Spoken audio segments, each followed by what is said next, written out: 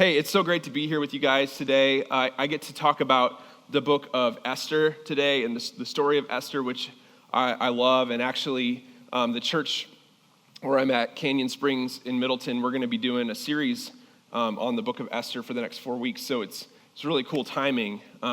Get to kind of get ahead of it a little bit and share some of this stuff with you guys before we jump into it as a church. So, but Esther is a very interesting book. It's one of this is a little bit debatable, I guess, but there's two books in the Old Testament that don't really mention God and by name anyway, and Esther is one of those. Esther is one of those books, and people, there's all this conversation. Why is that? Why doesn't Esther ever mention God?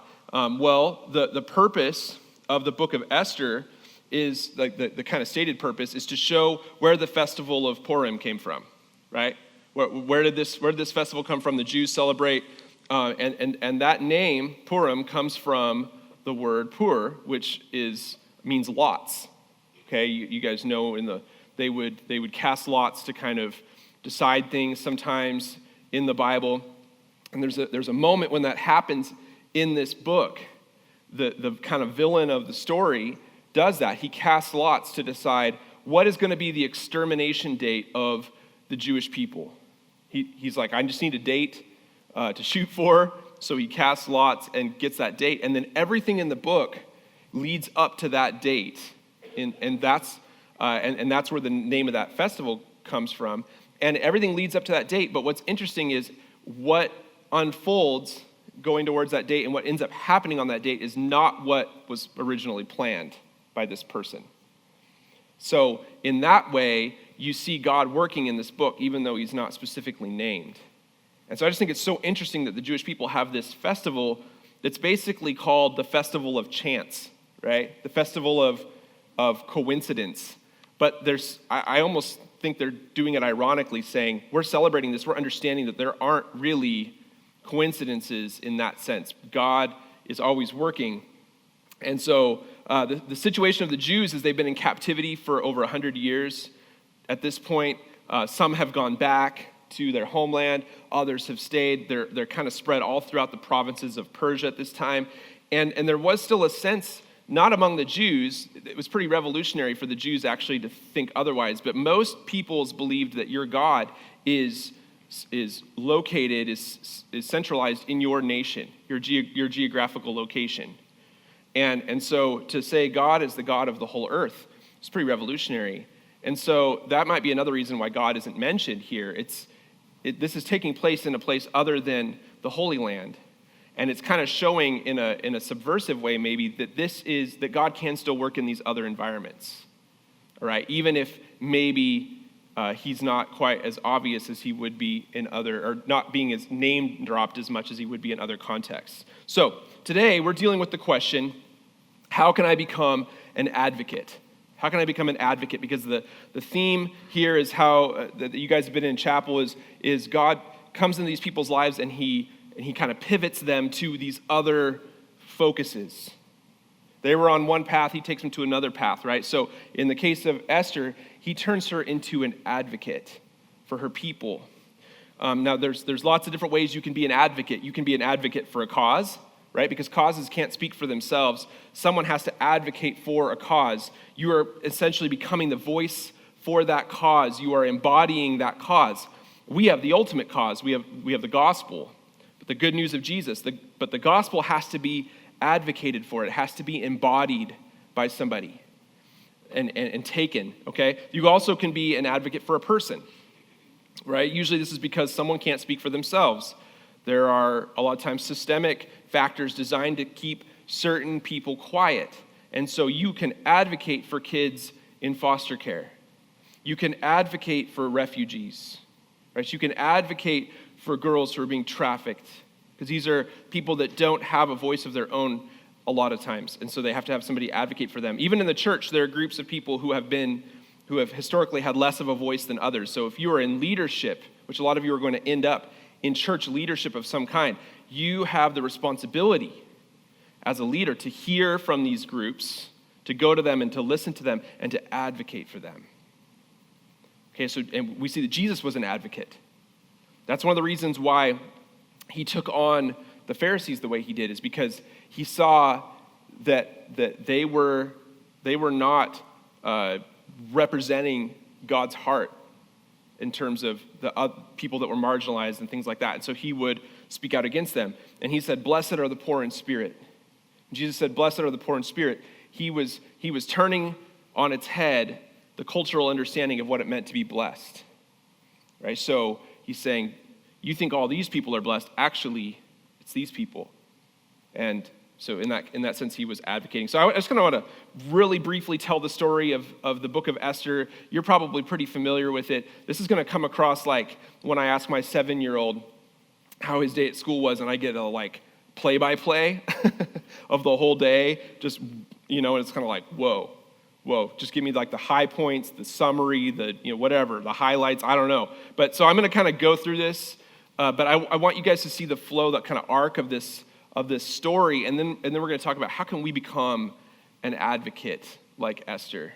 So the story opens up. The king of Persia, Xerxes, is having this huge party, and it's basically a 7-day-long kegger.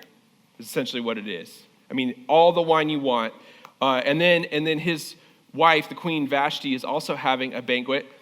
Well, the king gets drunk, and this is actually a theme in the book. He gets drunk, and then he starts making rash decisions. And he calls for Vashti to come she's very beautiful. The story tells us she's supposed to come, and she's supposed to show herself off to all these men that he has who have just been basically drinking for the last week. And it says, in her crown, and you kind of get that she's supposed to wear her crown, but you kind of get the idea from the context that that's really all he wants her to wear. It's just her crown. So it's this pretty horrible situation, and she says no to him. And it's like, wait, what? And the king's advisors go, oh man, you got to deal with this, because if they find out that the queen told you no, we're going to have a problem, because then all the wives in the kingdom are going to start talking back to their husbands and not doing what they want them to do, and this could turn into this whole thing. And so the king, he basically deposes Vashti. He banishes her.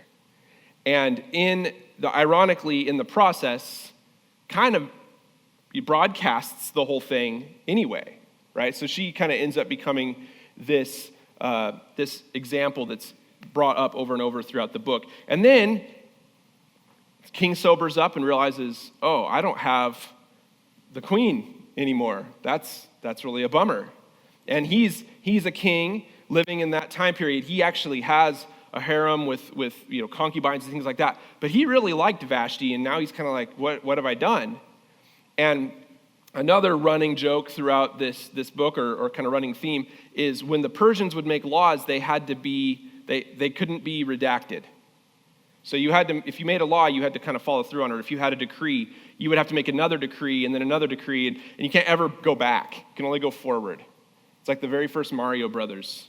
I don't know, I don't know if you guys are probably too young for that, but you could never go back. You could only go forward. And so that's what's going on. And the funny thing about this is the king keeps ending up in these situations where his hands are tied, but God's hands are never tied. So God's always working, even though humans are getting themselves into these tight spots. So anyway, he says, okay, I can't invite her back, so now I have to find a replacement. So he does the worst version of The Bachelor ever, all right? And I mean, it's kind of funny, and it's also kind of like horrific at the same time, because he just brings all these women in and basically chooses between them, right? Which one pleases him more, right? So one of these women is a lady by the name of Hadassah, who also goes by the name Esther, and she is chosen as a contestant in this sense, gets voluntold, okay? She didn't sign up for this, and she ends up, long story short, pleasing the king the most, and he really essentially ends up making her queen. Now, Esther has been raised, her parents have died, she's an orphan. She was raised by her cousin Mordecai. And Mordecai obviously is very concerned about Esther. He knows the Jews aren't always well thought of, and so one of the things we find out in Esther 2:10, it says that Esther had not revealed her nationality and family background because Mordecai had forbidden her to do so. He's looking out for her, okay? He's trying to make sure she's okay. And Mordecai is also kind of hanging around the palace because that's where Esther's at. He's always just trying to make sure she's doing all right and kind of trying to check in on her, even though they're not able to actually interact in person because she's in the palace. And so he's kind of around, and actually because he happens to be around checking on Esther, he overhears this plot between two of the king's advisors to overthrow the king. Because he happens to be there checking on Esther, he hears this, right? Remember, there are no coincidences, though, in the book of Esther, but he happens to be there, and he lets the officials know. Obviously, these men are executed and for plotting against the king, and this fact that Mordecai uncovered this plot is recorded into the scrolls of the king. Okay, so that's kind of the first thing that happens. All right, now there's this guy named Haman that comes into the story, and he ends up being kind of the main villain, and he likes to be honored. He's pretty high up in the king's court, and he expects everybody to bow to him as he goes around. And Mordecai refuses to do this because he's like, you're just a guy. Why would I bow to you? You're not the king. You're not God. And so Haman gets really upset at Mordecai refusing to bow to him, and he doesn't even just want to have Mordecai killed. He says, I'm just going to kill all the Jews because he knows that Mordecai is a Jew. And this is the part where he rolls the dice, basically, to find out what date am I going to do this on. He goes to the king. He gets permission to do this and picks a day. And now this edict goes out that says, on this day, all the Jews are going to be eradicated. And this is what brings us to Esther 4:1-2, where it says, when Mordecai learned of all that had been done, he tore his clothes, he put on sackcloth and ashes, and he went out into the city, wailing loudly and bitterly. But he only went as far as the king's gate because no one clothed in sackcloth was allowed to enter it. Okay, file that away because we're going to come back to that. Esther finds out that Mordecai is mourning, and she tries to comfort him. She sends him different clothes to put on. She tries to kind of smooth this over, and instead, she is challenged by Mordecai. This all happens through correspondence, okay, that she needs to step up and use her position to save the Jewish people. And so this is what we see in Esther 4:12-14. When Esther's words were reported to Mordecai, he sent back this answer. He said, do not think that because you are in the king's house, you alone of all the Jews will escape. For if you remain silent at this time, relief and deliverance for the Jews will arise from another place. But you and your father's family will perish, and who knows but that you have come to your royal position for such a time as this. Very famous verse. And so Esther makes the decision to become, at this moment, an advocate. So she sends this reply to Mordecai, another famous verse. Then Esther sent this reply to Mordecai, go gather together all the Jews who are in Susa and fast for me. Do not eat or drink for 3 days, night or day. I and my attendants will fast as you do, and when this is done, I will go to the king, even though it is against the law. And if I perish, I perish. Because here's the deal. If you went to the king without being summoned, then he had the right to kill you. And as we've seen, this king, Xerxes, can be a little bit unpredictable. So you don't know what you're getting into. It is against the law. It's interesting, this mirror image we have between Vashti and Esther, because Vashti refuses to go to the king when she's summoned.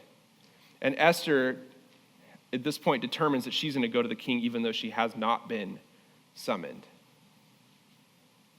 And so Esther approaches the king and she invites him to a banquet, and then at this banquet there's some wine, and actually Haman and the king are there both, and they both get a little bit drunk, and she calls another banquet for the following night.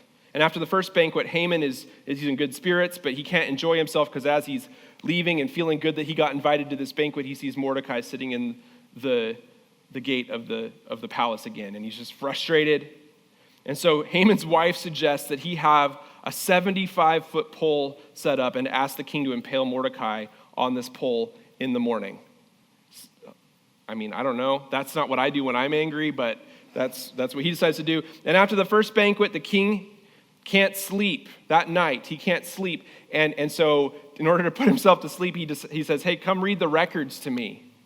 And while they're reading the records, they come to the part where Mordecai uncovered this plot to kill the king.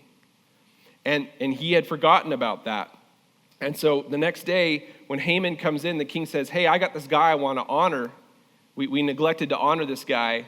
What should we do? And Haman thinks the king's talking about him, and he ends up leading this parade to honor Mordecai through the city, which only just makes him more angry because he was just going to ask if the king would kill Mordecai, not honor him. And then the second banquet is that night, and Haman and Esther and the king are there, and Esther asks the king to spare her people, and she reveals this plot and reveals that Haman is the one who put this plot into motion. The king is so angry, he just gets up and walks out. He just needs a minute. And when he comes back in, Haman is trying to plead with the queen for his life, but it looks like he's actually trying to attack her or molest her, and so the king is even more upset. It just doesn't look good for Haman right now. He's so furious. They have Haman bound and in shackles, and he's like, I don't even know what to do with you right now. And someone's like, there's a 75-foot pole that is out there that's just waiting for somebody to be impaled on it. Okay? And that's exactly what they do. And there is kind of another running theme throughout the book of Esther of people getting impaled on poles, which is not fun, but apparently that was the thing at the time. So he is impaled on the pole, and then what happens is kind of strange. We don't ever talk about this part of Esther, and we're not going to really talk about it much today either, but they can't go back. They can't just say, hey, the day of killing Jews is canceled.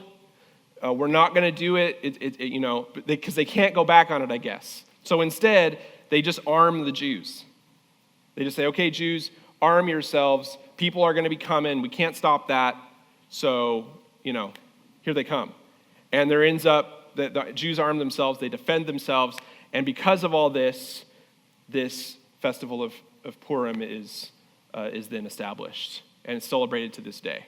So, that's the story, and it's amazing because you can see how God is working through this whole story and how Esther becomes this advocator, and she's in the right place at the right time. So how does Esther become an advocator?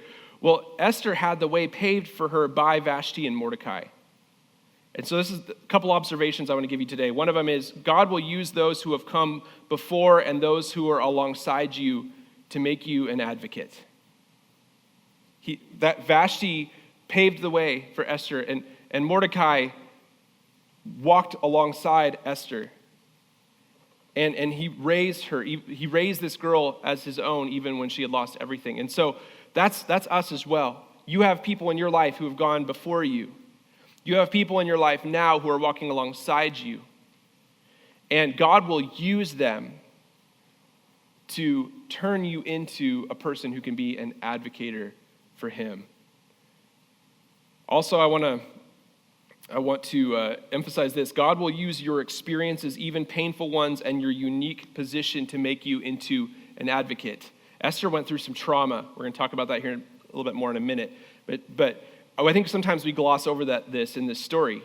This is a horrific story when you start to read just how women are treated in this story, how Esther specifically is treated, and the other women that were brought in to basically be contestants in this twisted version of The Bachelor, and she's treated horribly. She goes through this painful experiences, even after losing her parents, and it's awful. It's hard to see how is this even a good thing. But then you see how God uses the position that she's in to save people's lives.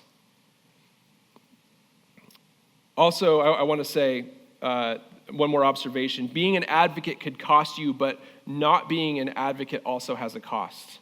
One of the verses I wrestled with the most in this was, why does Mordecai say to Esther, if you don't do this, God will still figure out a way to save his people? That's what he says. He says, but you and your father's family will perish. Why does he say that? I just think that's interesting. Like when all the Jews were going to be killed, was that going to affect the queen as well? Even though she's living in the palace, was she going to be killed because she was a Jewish person as well? Possibly.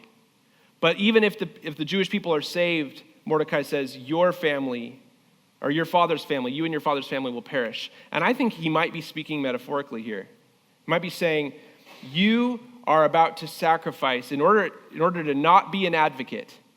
If you say, I'm not going to be an advocate in this moment, I'm not going to let God use my experiences, I'm not going to let God use my position, I'm not going to speak up, I'm not going to speak for those who can't speak for themselves, I'm not going to be an advocate. If you don't speak up, then something is going to be lost. On an identity level, something's going to be lost. You will cease to be, in Esther's case, a Jew. You will have completely lost yourself. You will have completely retreated into what they want you to be. And in that sense, her father's family will also perish with her. So being an advocate could cost you, but also not being an advocate has a cost. It has a soul cost for us because God expects us to speak up for those who can't speak for themselves. All right, I want to shift gears a little bit here. I want to talk about two things that you need to overcome and that we need to overcome in order to be an advocate. And we don't have enough time today to really dive into these, but what I want to do is just give you something to reflect on as you go from here, okay? So, two things to overcome in order to be an advocate. The first one is the trap of trauma. The trap of trauma, because trauma is a trap. Esther had trauma in her history. She had trauma in her present. She had experiences she was going through that affected her, that hurt her. And trauma does that. It traps us in place. We can't be the advocate that God would have us be because we don't have the capacity to have the empathy because we're so focused on our own pain. And so what do we need to do? We need to work through the trauma that exists in our lives. We need to do that work because that work is getting in the way of the work that God wants to do through us, the lack of that work. So you have to do the work of working through your trauma, and we'll talk more about how to do that in a moment. The other thing that is an obstacle is what I call the apathy of privilege. The apathy of privilege. And this is where Esther was. She had lived in the palace for a while. We don't fully know how long, but it's possible it had even been a few years. And she was now disconnected from the plight of her people. And so Mordecai has to jar her out of that. He has to remind her, you are a Jew as well. These are your people. What are you doing? Maybe God put you where you are so that you can advocate. And she's going, I don't want to do that. I don't want to risk anything. I could die. And he has to jar her out of that. Okay, so how do we deal with these obstacles, the trap of trauma, the apathy of privilege? Actually, the path out of both of these is the same. The way to overcome both of these is lament. It's a lament. And lament allows us to give up hope of a better past. That's what dealing with trauma is. That's what we're doing. We're giving up hope of a better past because the past has happened. And we don't get to say, no big deal, okay, because the past affects our present, but it has happened and it can't be changed. And so we have to work through that. So lament is how we do that. We have to say, that was not good. I need to feel those emotions, right? Lament allows us to give up hope of a better past, and lament connects us with the suffering of others. Both of those, so you can see how lament helps us with both of those challenges, both of those obstacles. I'll say this, people who are in power and privilege don't like lament. They find it uncomfortable and threatening. Isn't it interesting that it says in the story that no one clothed in sackcloth was allowed to go into the palace? No one who was lamenting or mourning was allowed to go where the king was, where the people in power were. It's because they don't want to be around that. It reminds them that there's people that are struggling, and they don't want to be reminded of that. Maybe we can't fix the injustices of our culture because we haven't mourned the injustices of the past. Maybe instead of spending so much time defending ourselves, we should be spending time lamenting. We're really bad at lament, though, in our culture. And so I have a couple questions for you. What do you need to lament personally? What trauma in your life needs to be surfaced and dealt with in a purposeful way? You know, in airplanes, they tell you if If the oxygen masks come down, you're supposed to put your own oxygen mask on before you try to help anybody else with theirs. That's part of the work you need to do while you're here at Boise Bible College, is you need to look at your past, and you need to, in a respectful way to yourself, bring some of those things up that have happened in the past and deal with them. I was in an environment of toxic leadership for a while, and when I finally left that environment, I thought, you know what, I don't think I'm doing very well. And so I went to a counselor, and while I was with this counselor, I kept saying, well, this happened, and this happened, and this happened, but it's okay. It's okay, it's okay. And finally, this counselor stopped me and said, you keep saying it's okay, but none of these things that happened to you are okay. So lament is, in a sense, saying, it's not okay that happened. It's not okay, and I need to deal with the feelings that come with that. Here's some more questions for you. What do you need to lament culturally? What suffering do you need to connect with? Where do you need to extend empathy to someone who is hurting? What do you need to lament? What breaks your heart? What burdens do you have? What do you look around and you see in it that burdens you? Where do you need to confront injustice? I think it's interesting that Esther says, even though it's against the law, I'm going to go do this. One of the things I respect about those who were proponents of nonviolent resistance is if they would go in, they would break the law, right? They would violate Jim Crow laws that were in place. And then they would deal with the consequences. They didn't resist arrest. They didn't say that's not fair, or whatever. When it came time to go to jail, they would go to jail.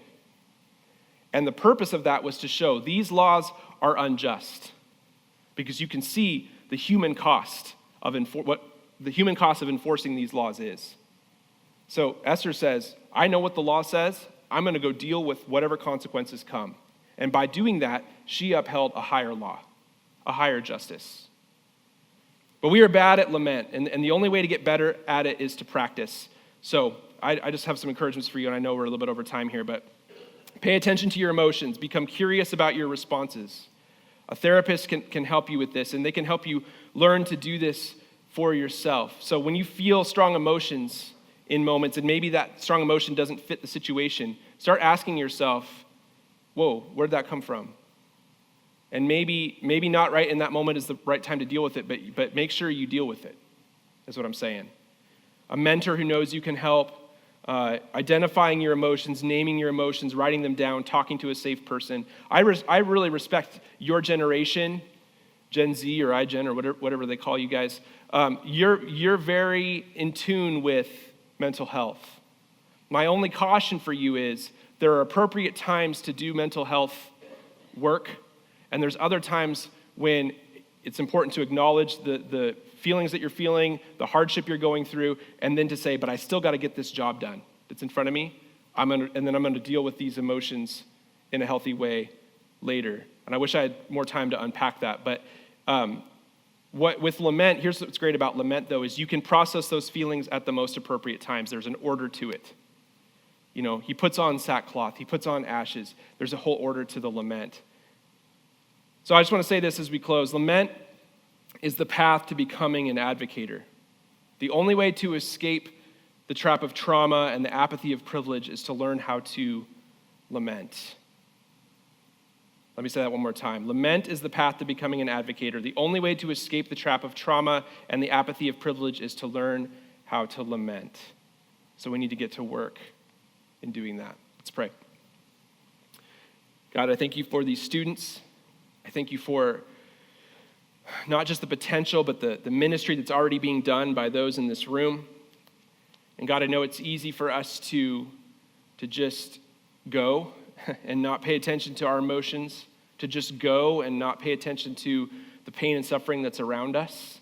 So I pray, God, you would tune our hearts today to feel and to lament, to bring those emotions to you, to bring those emotions to save people, and to admit when things are not as they should be, so that, God, we can open ourselves up to you beginning to work on those things.